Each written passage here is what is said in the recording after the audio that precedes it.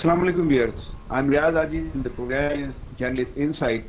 Today I have in my program with me Abeer Saady. She is an international journalist and she belongs to Egypt.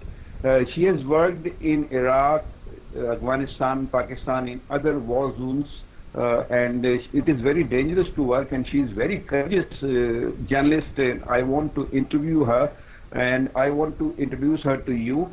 She is also Vice President of International Association of Women in Radio and Television. She is a dynamic journalist and I want to talk to her. Thank you very much, Abeer Saady. You gave us time. First of all, we'd like to know, our viewers like to know, what is your responsibility now in the association? First of all, I'm very happy and pleased to be in your program, sir, and I'm happy to talk to your listeners and viewers. My name is Abeer Saady. I'm a war correspondent, and currently I'm Vice President of the International Association of Women in Radio and Television. This association started 1954. That's a long time ago, and it's a long legacy of women working in journalism field in all sectors and filmmakers. We have. I'll talk about your association later. First, my viewers would like to know about you and yourself. What have you done in the field of journalism? Where did you start first, and now where are you standing? I've been working as a journalist for 28 years now, and I've been working mainly in war correspondent in war zones.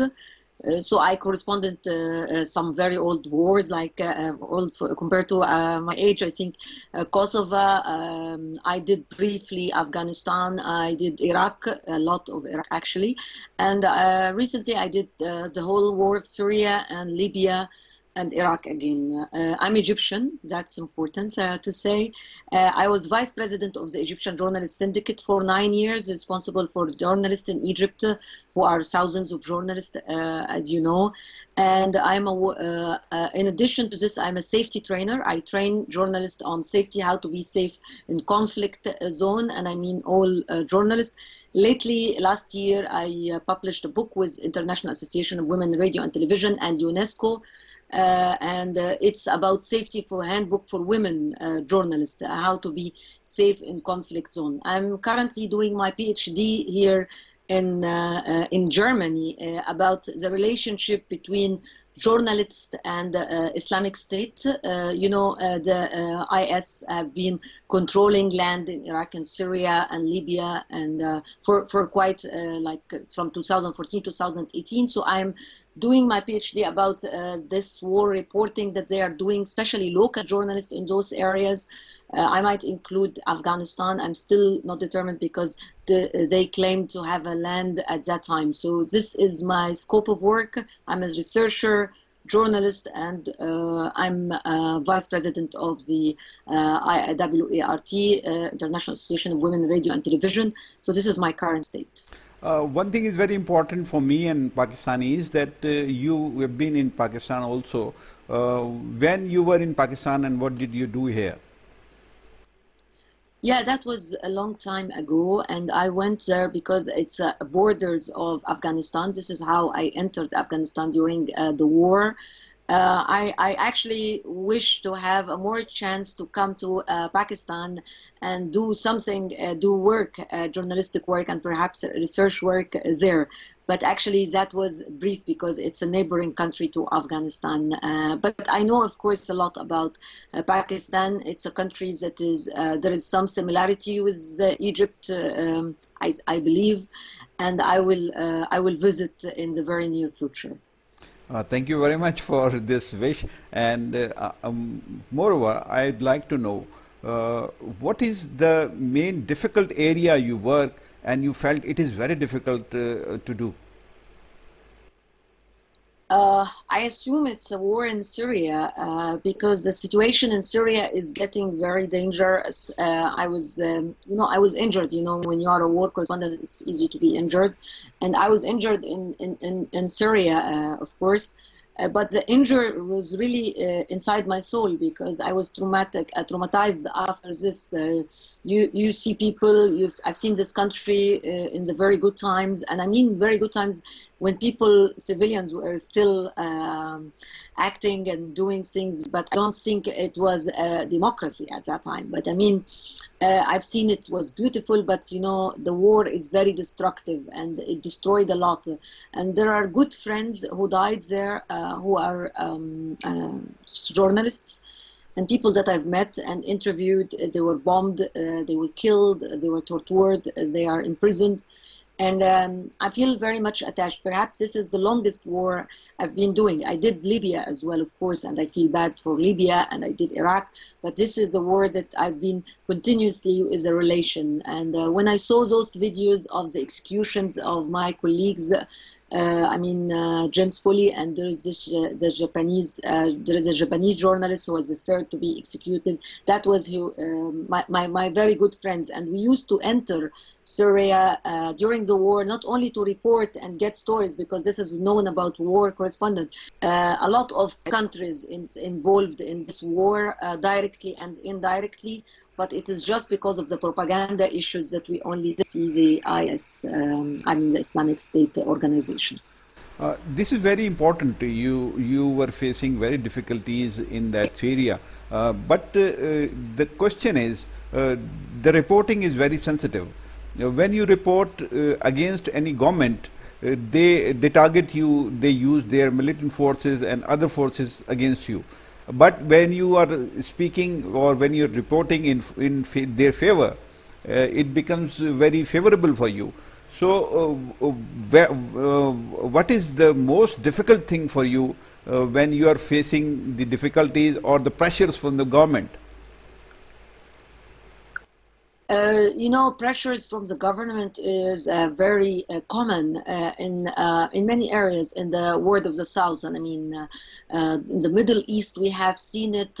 We have witnessed revolution against those dictatorships, and until now, we are not functioning very well. But as you know, those things takes time, and I've seen that as well in countries that I reported in. I reported in countries that is really in chaos, controlled by armed groups, controlled by armies, official armies, but at the same time, with the thing on common that all of them wants to control the media. Is it possible to do a reporting which is non-controversial or unbiased? We're trying to be unbiased, and I'm glad you don't say that we are normative or objective, because we're trying to do that. But in order to get balanced sources, that's a very big challenge, because they simply refuse to talk to you. But what I see is that we as a journalist, we have to just prove that we have tried and didn't endanger ourselves, because our colleagues, when they really did endanger themselves, I have a lot of colleagues who are in prison as well, and I have some colleagues who died, who lost their life. So it's very important to tell the journalists that it is not our right, it's not our duty and role to make this world perfect, because we are reporting a world that is not perfect. But what we have to do is just to prove that we have done our profession right and we haven't endangered ourselves. My biggest challenge is when I train journalists, when I'm telling people what to do and what not to do, and during the war correspondent, and I just stress one thing, that your own safety comes first. And I mean, the biggest investment is investment in human. If you are a journalist and you lost a story, you lost a story. But if you lose your life, we lose a lot of potential stories that you can be doing. And that's why I always stress that the journalists have to keep their own safety and not to endanger themselves. They speak truth to power. That's important. But at the same time, the biggest investment is to keep you alive as a journalist. And not a lot of people see us like this, because there are always the bad journalists. And the bad journalists, and I'm sorry to say this, and maybe we say unprofessional journalists, are the ones are most heard. And that's why the public now in some countries really do not like the journalists, because they think those journalists are those ones who lie, who do those things. but they don't see our sacrifices. And this is what I think my mission is, to try to do something about that. Me, not me only, I mean lots of journalists should be doing something. Ariba, this is very important question I'm going to ask you now. It is generally said that the media is mostly influenced by the Western media, especially the Middle East media is influenced by the Western media. Do you agree with that? You know, it's because the invention of the media, it happens in the Western world, you know, during those commercial things that turns, and maybe this is why people think that they should think high and look high to the Western media. And I think this is a problem because it's a process of learning. And nowadays there is no complete model. I've been working in places like Britain, for example, which is very, very prestigious into this. And I've seen some very bad practices. All this world is collapsing, you know, the old ways of media, the old ways of communication, things are changing. The print media is really challenged. The media is not going to vanish because there are citizen journalists that I'm very much admiring as well. But I mean, the communication business is not going to vanish. And it is a challenge for us to find a way to survive as a profession. We cannot survive except if we accept the way of learning from each other. Lately, the International Association of Women Radio and Television have been very concerned of working on a community radio. We have a lot of members who work on community radio. And let me tell you one thing, and I'm sorry, I'm not quoting people, but I've been attending some kind of an event here lately, and a very high prestigious person asked, why do people have communication radio and why it doesn't rely on the internet, for example? And this question showed that they don't know a lot about us. So the International Association of Women in Radio and Television is working on community radios, and we have very good project in Africa and Asia especially. And one of our very proud ones to be very proud of is in the Philippines, where we have established 2 radio. We have a local chapter in the Philippines. We have established 2 radios, and we are now to the latest one in Cebu. And it starts after the typhoon, and now we are thinking and trying to do another 3rd one. So community radio is a lesson that comes from the South, and it doesn't come from the West, with all respect. But I mean, the real success happens in our countries of the South. Okay, your answer, I am listening, and my viewers are also listening. But I want to know how do you analyze the Iranian and Russian media? I don't understand their language, so I cannot estimate their media, but I know that there is this kind of authorized authority. No. When they come in English, how do you analyze the media, and how do you compare their media with the Western media? I mean, they have interests in my region, so I don't see, the ones that I see are not objective. I don't want to generalize because this might be problematic, but when I watch occasionally, and I'm sorry to say that I'm not good follower of those kind of media, but I see that they have interest in our region, and the media coverage is influenced very much by this interest. But it's always to say that... Don't you think Americans and Western media also have interest in your region? Yeah, that's one I follow, and I see the clear bias. America is in war in our region and has always been in war in the Middle East, and I mean in the Far East as well. So they are involved in this war.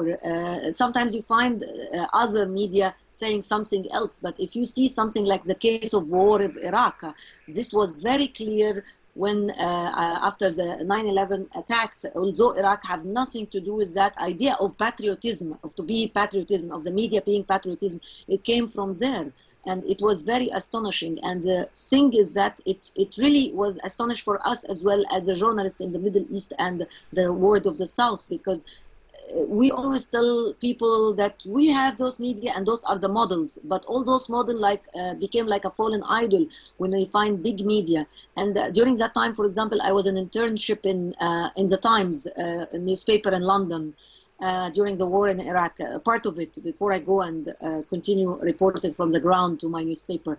And at that time, I saw how biased the media can be. And I'm talking about the Times, which is a very prestigious and old newspaper. So the media is really, in so many occasions, are biased, especially if the country is directly or indirectly involved. Syria now, for example, don't you face many problems when you see biased of the Western or Eastern media? Where do you stand? You are a professional journalist and you are unbiased journalist. Whatever we have talked up till now, I understand you are an unbiased journalist. Don't you face many problems when you report unbiasedly?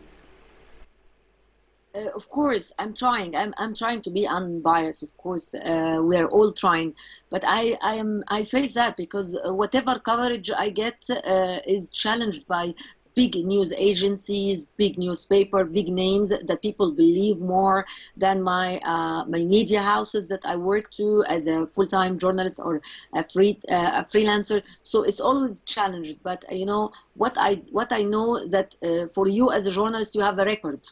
You put your stuff on this record. So I mean, at least I know I tried my best not to lie. I tried my best to be unbiased.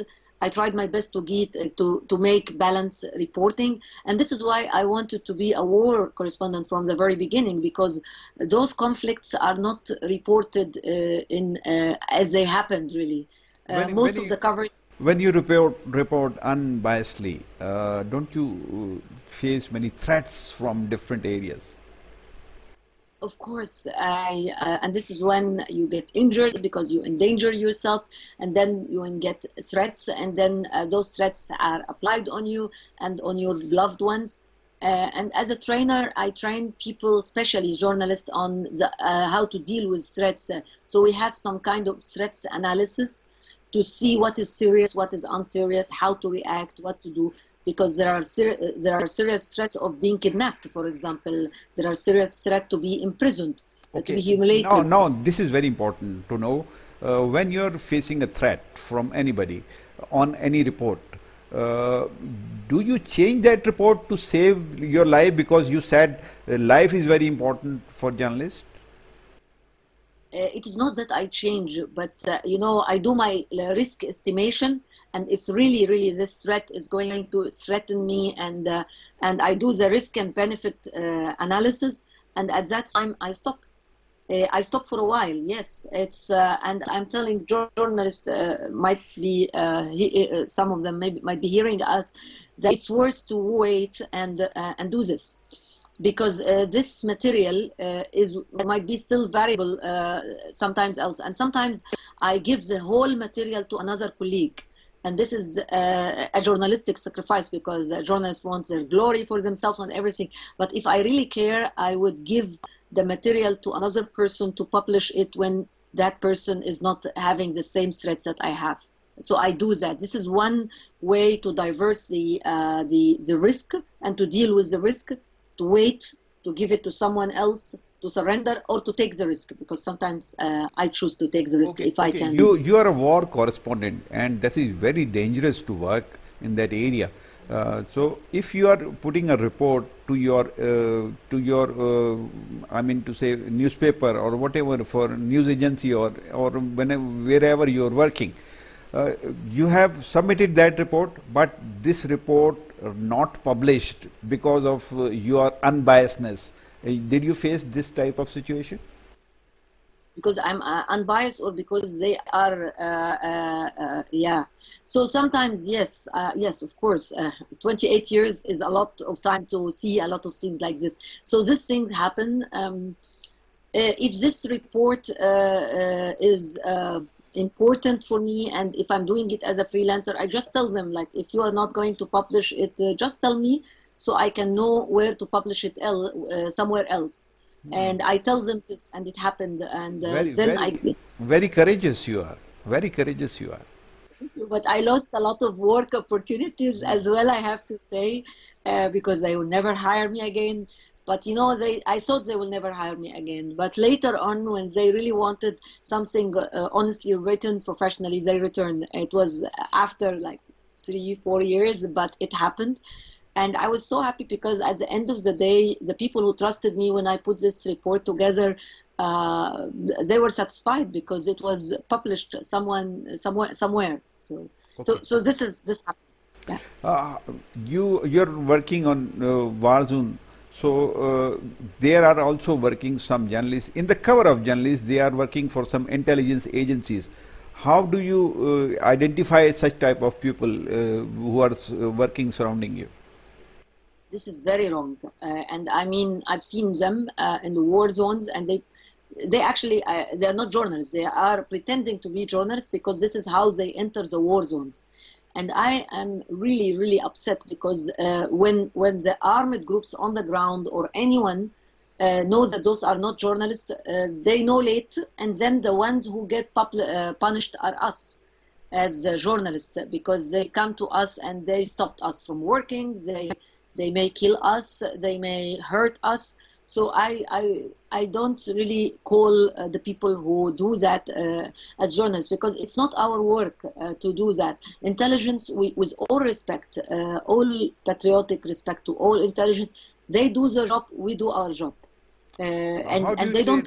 Okay, in war zones, how do you, or conflict zones, how do you train fresh journalists or new journalists to be saved or to be away from the danger? First of all, to highlight the awareness that your safety comes first, because you know when you are in a war zone, and especially if this is very important for your career, the chances is this coverage, the coverage of the conflict will be very wrong. So we want you to be there. In order to be there, you have to identify the danger around you, to see what are the danger, who represent the danger, the direct and the indirect danger, and how would you deal with every kind of danger you are. Because it is important to know, to classify the danger and to know how to deal with that. The other thing is that the knowledge of the war zone, the knowledge of the conflict zone.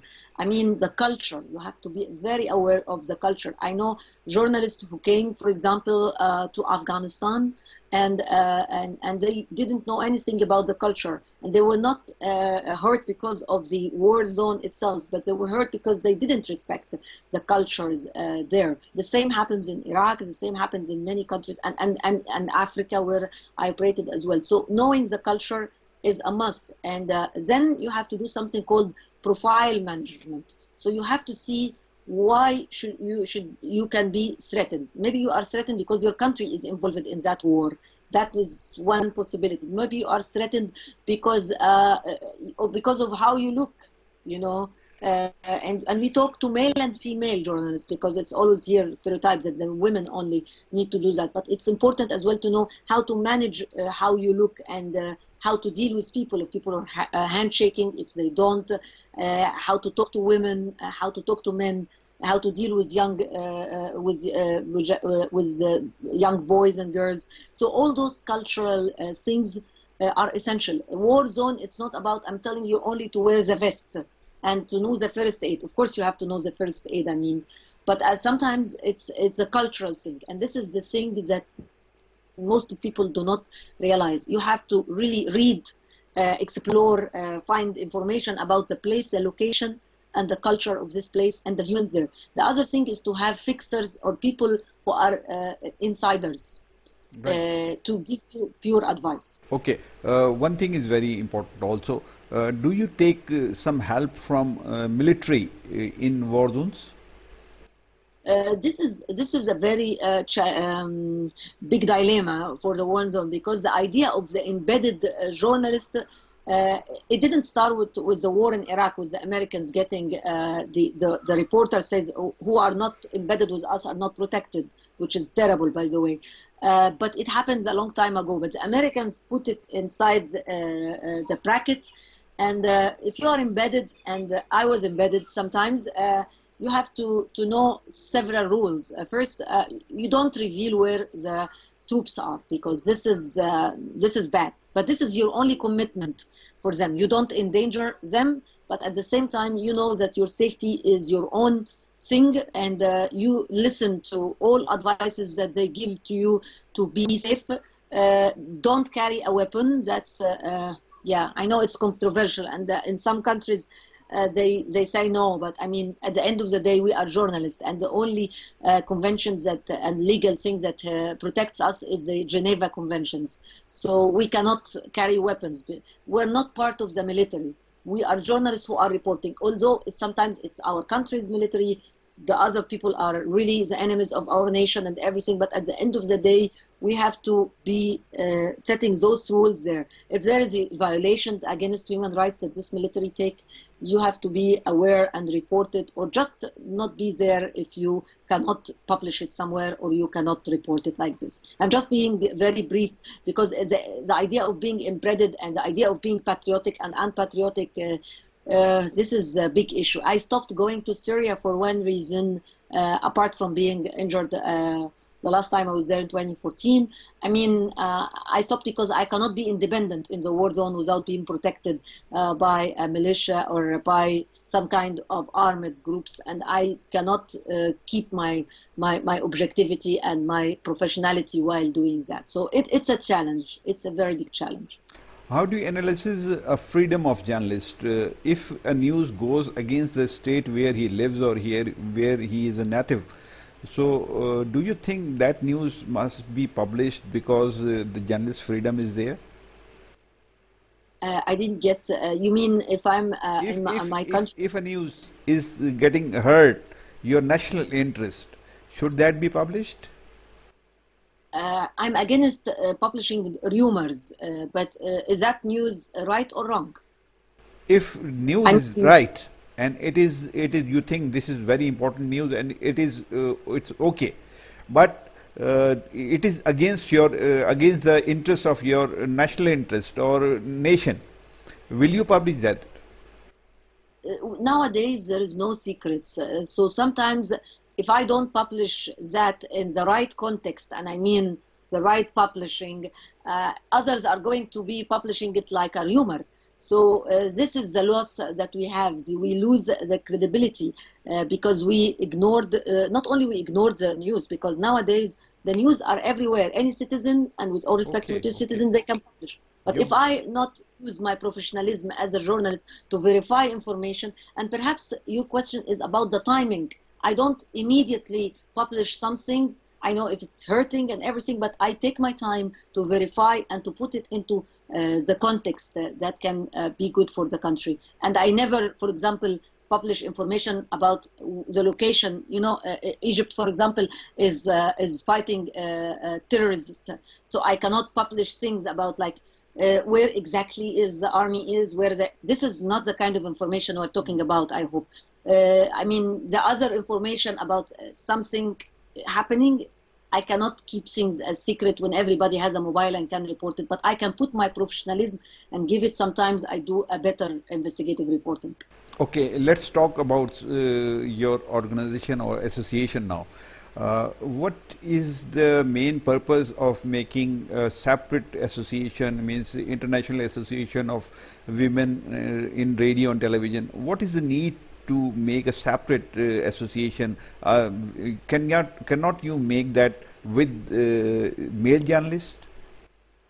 I was the vice president of Egyptian Journalist Syndicate, which is an organization for women and men and everyone. It's not about gender, but I think the women journalists have very important needs, and they deserve to discuss it together in an association and to be dealing with issues related to this. So I mean, there was, and remember, this association started many years ago, more than half a century ago, and at that time women journalists thought that it is their right to gather and discuss their professionalism.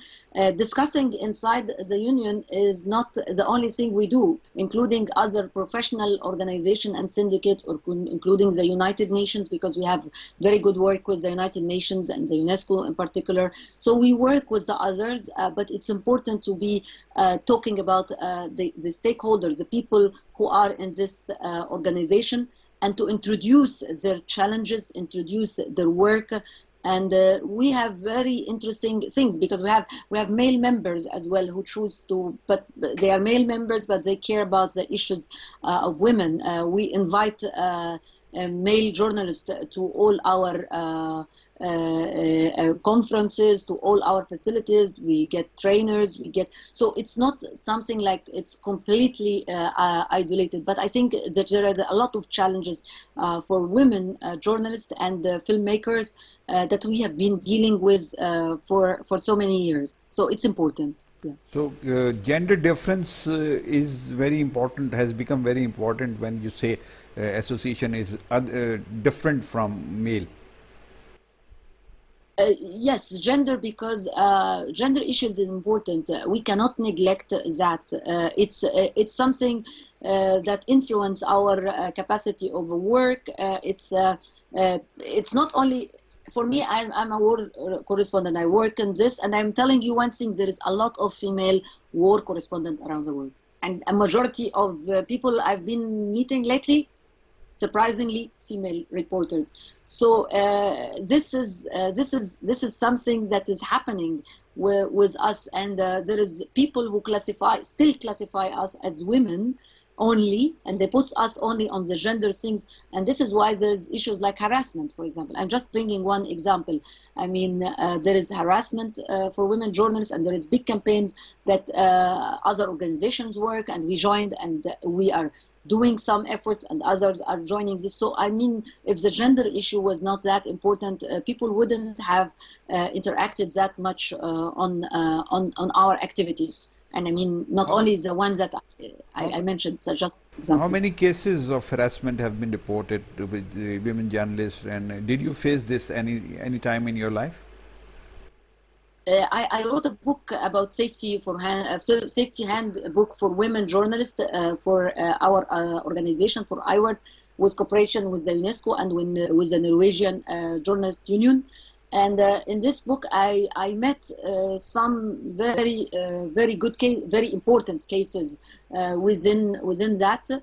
And I reported them, some with names and some without names, and I gave some issues. So it's very common, but I don't have the latest statistics, because this issue is ongoing.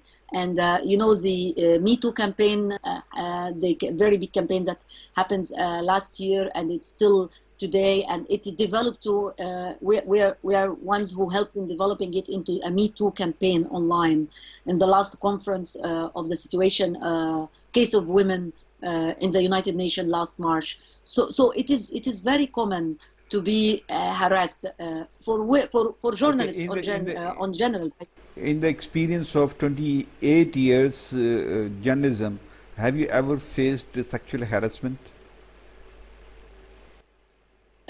Yes, insults. Yes, of course. No one haven't been objected for this. There are improper offers from sources, which I consider harassment. There is harassment, email harassment against things that I write, against things I published. They threatens you to be kidnapped, and because women are afraid to be kidnapped and sexually harassed. So those kind of things are always there. And I mean, I trained in many countries. I mean, trained like in 30, 40 countries around the world. And I will tell you one thing. There is no country I was training, and I train male and females, not only females. And there is no country I went to, and I didn't find that someone in the group publicly or beside me or between us tell me about harassment. And it's male and females, by the way, because some male reporters get harassed. And if you get imprisoned in a dictatorship properly, one of the things is the prisoner gets raped. So I mean, this kind of harassment thing is in the air. It's something unspoken, but it happens, and okay. It's happened very common. What is the criteria of membership of your association? Pakistan is not member of your association. If Pakistan wants to be the member of your association, what to do? No, we have individual. We have two kind of membership. We have chapters, and we have so far 14 chapters around the world. The latest is Iraq and Afghanistan, and but we have individual members in many countries, and including, of course, Pakistan. In Pakistan, so we have. You have member. Yes, yes. I don't have the names now, but we have members, of course, and they come to conferences. You did not mention in your site, in your website. It is not mentioned any name of any Pakistani, or the chapters you mentioned. It is not included. No, the chapters are there. We mentioned that we have chapters in those countries, but we have members in other countries, because there is two kind of membership, as I told you. Something is chapter-based membership, and the other thing is individual members. We have many individual members in many countries.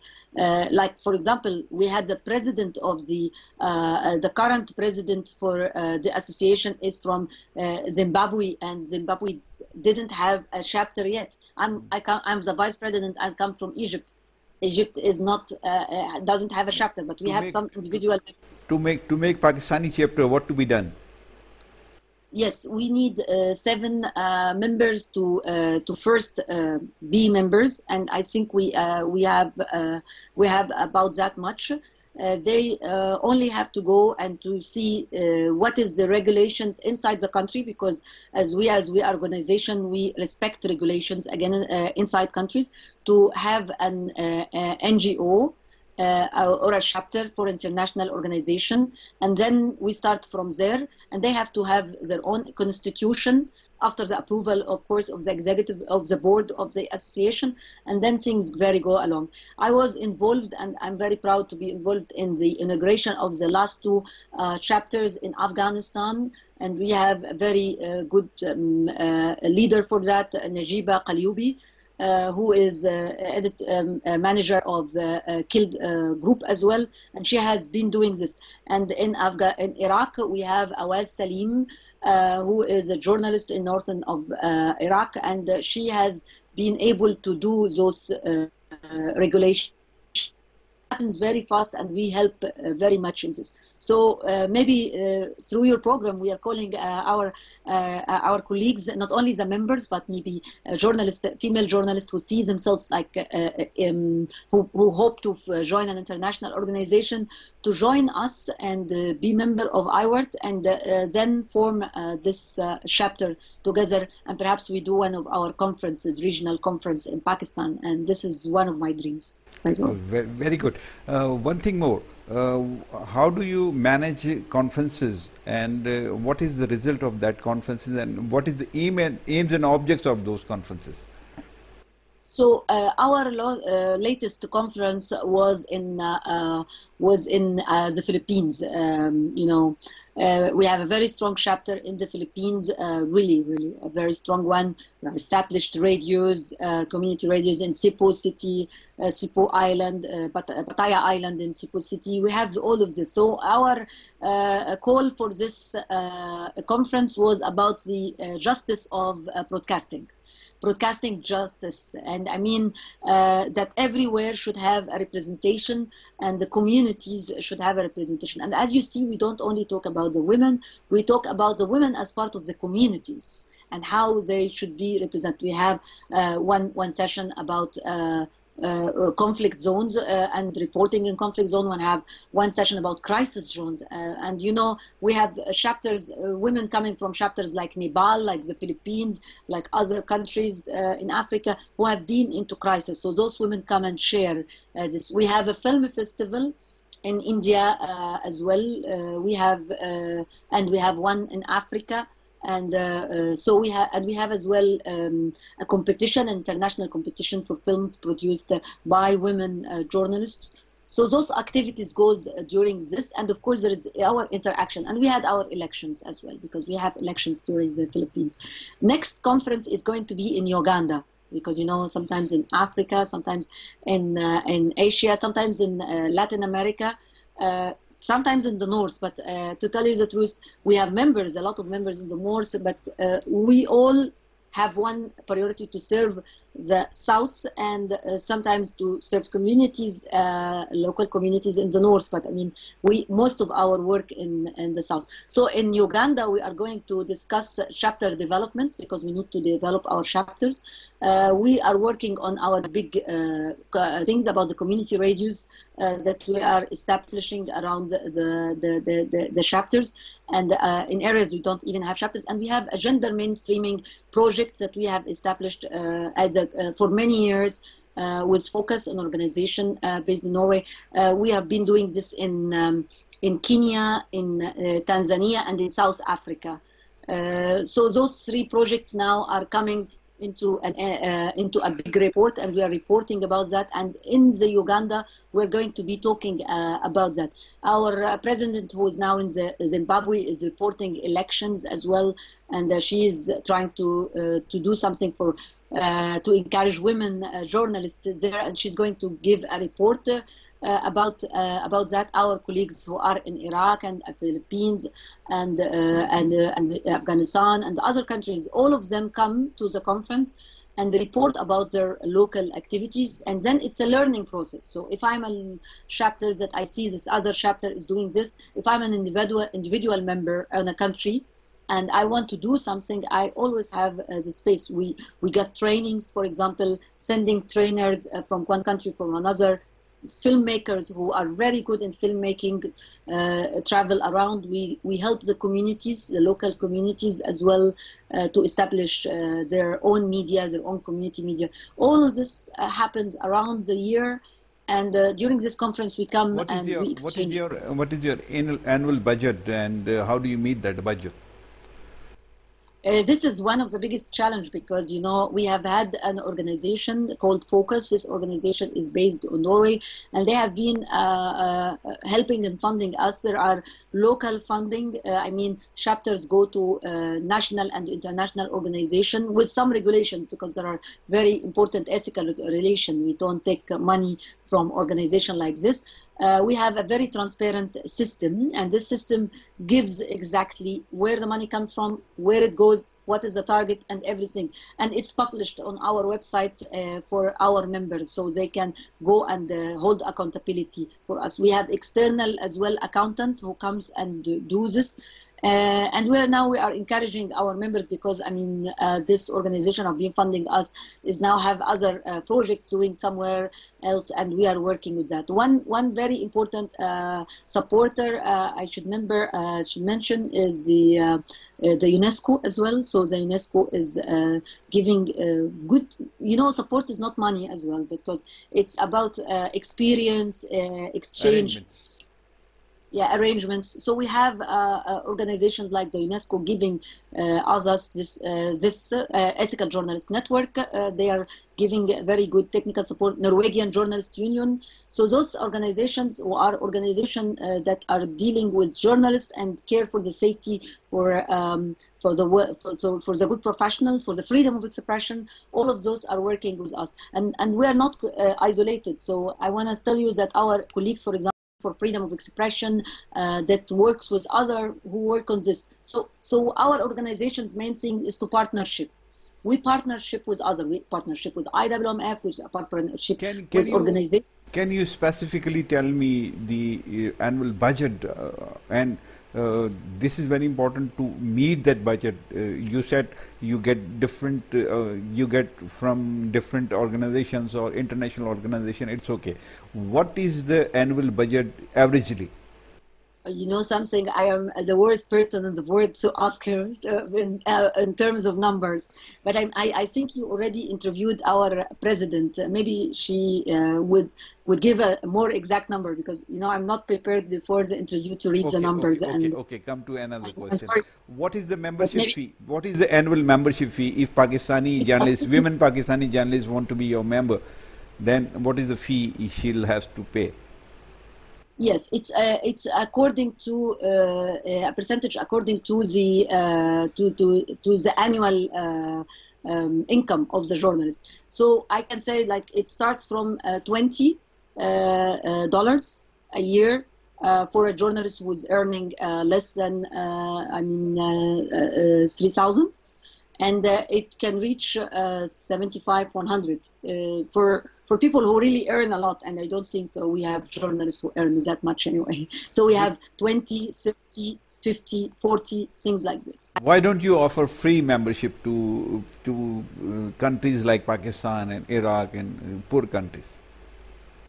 You know, for example, I come from Egypt, which is not a very wealthy country as well. But if we really want to sustain the organization independently, there should be some kind of a fee that is there. Maybe we talk about reduction of the fee. And I've been discussing this because we have members who are not working. But if you prove that you are not working during that time and you are already a member, but you haven't been working that much lately, perhaps the board can give some kind of exemption. But I think $20 a year for an organization that really gives this kind of exposure for the people who got less fortunate, I think it's not much for the kind of membership and network you get access to it, especially that this money at the end goes to development in projects that is related to journalism and community. Lastly, some questions about your personal life. Are you married? Unfortunately, I was only focused on my work.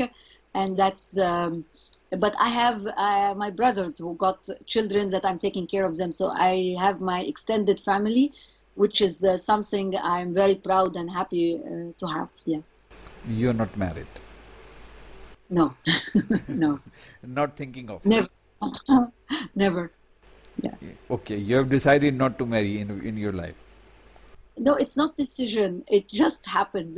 You know, I started my career when I was 15, and I was really, really swamped into the journalism. So, I mean, and I was in a leadership position when I was 31. So in the union, and I was always there. And then we have the revolution. So all the time doing other stuff. And then when you ask me now, I just say, oh yes, I'm not. So it's not just something that I said I'm fighting. If some good proposal comes, you may think of. Maybe yes. Yeah. Okay. Life is full of possibilities. That's great. That's great. Thank you very much, Ariba. You talked to me and you responded all my questions very well. I'm very happy, and you're a very courageous journalist. I really realized this fact that you responded all my questions very promptly and very greatly. Thank you very much again, and I'll send you the report of this interview. Inshallah, we'll contact you again. Thank you very much.